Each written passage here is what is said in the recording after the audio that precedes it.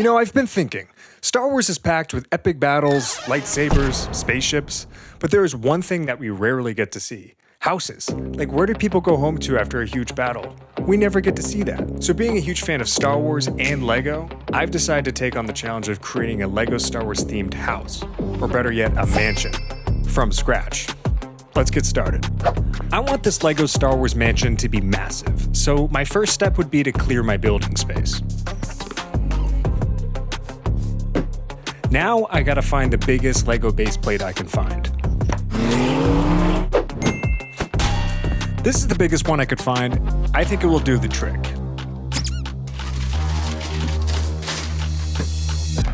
My plan is to design this mansion with 3 floors, each controlled by either the good guys or the bad guys.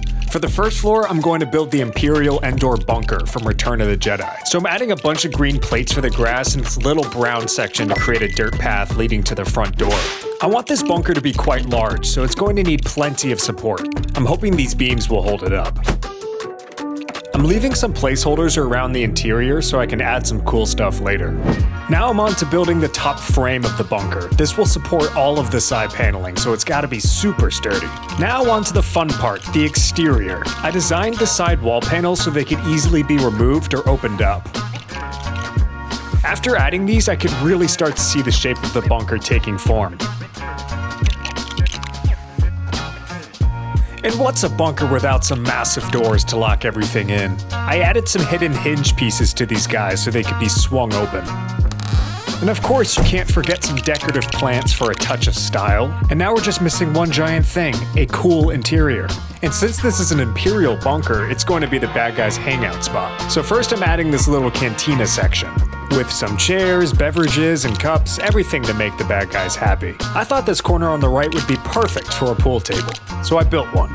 There was some extra space in the bunker, so to keep with the hangout vibe, I added a Star Wars themed arcade game. I'm not sure what the game's objective would be, but I'd play it.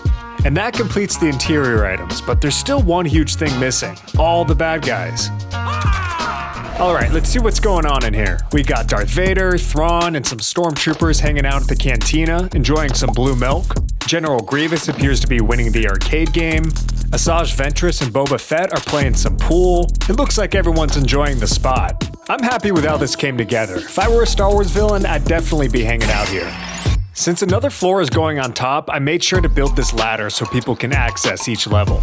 The next section of this mansion is going to be for the good guys, so I decided to design this level with the same color scheme and vibe as the Tantive 4 from A New Hope. So there's going to be a lot of white, gray, and dark red pieces. I wanted to add some separate rooms to this floor, so I threw together these walls to divide them. This area is going to be a bedroom, so I added a dresser, a boombox, why not? And of course, a bed. Looks pretty cozy to me. And what mansion would be complete without a bathroom? They're essential, even in Star Wars. So I added a toilet and a small sink. Perfect. And you know, people gotta get hungry in Star Wars, so I'm building a dining room with some food. Thank me later. I thought the room could use a little more pizzazz, so I made this futuristic-looking Star Wars plant to enhance the vibes. Alright, this room is finished, I just gotta build the walls now. Unlike the Endor bunker, this floor is going to have a lot of windows, letting in plenty of sunlight. After all, balance between the light side and the dark side is key. I had the idea to add in this little balcony, and it seems to fit in just nicely. I tried to capture the futuristic look and vibe of the Tantive 4 by adding these cylinder pieces and other sleek elements. After adding some flower pieces, this place is already looking more welcoming than the Endor bunker. And this is the finished thing. Time to add it to the first floor. So far, so good. The front lawn is definitely missing something though. How about a fence and some lights? Perfect. We almost forgot to add the good guys to the second floor.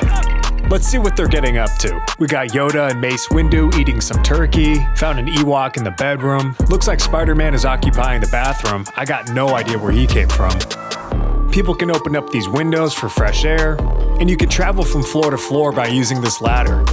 And Captain Rex appears to be making great use of the balcony. I think that was a successful addition to the mansion. Now on to the third and final section.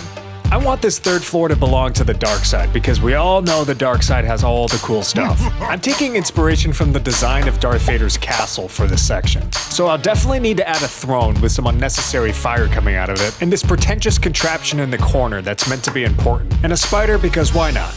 We'll give the throne to Darth Sidious and have Kylo Ren and his buddies stand by. Now on to the roof. I was running out of block pieces, so I ran to the LEGO store's pick and build wall to grab some more. I built this pointy roof using a TIE Fighter cockpit piece as a lookout window to add some extra character, and I think it came together beautifully. A lot of houses have chimneys, so I added this weird futuristic one, which now that I look at it, kinda resembles Darth Vader's helmet.